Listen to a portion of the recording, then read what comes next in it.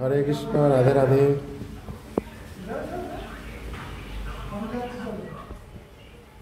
আমরা বর্তমানে এখন এসেছি কেন্দুলি শ্রী জয়দেব পদ্মাবতী মন্দির।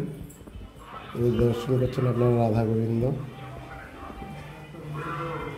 যখন জয়দেব গোস্বামীপাদ তিনি গীত গোবিন্দ রচনা করছিল, তিনি শেষ যে শ্লোক তেনার মনে আসছিল না, তখন ভগবান এসে তিনি বাঁকা হাতে সেই বিখ্যাত শ্লোক যে তিনি লিখেছিলেন, সেই জয়দেব গোস্বামীপাদের সেবিত রাধা গোবিন্দ বিগ্রহ আপনারা দর্শন করছেন।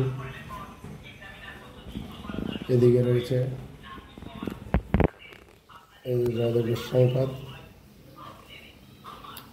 এবং এদিকে রয়েছে মাতা পদ্মাবতী। হরে কৃষ্ণ, রাধে রাধে।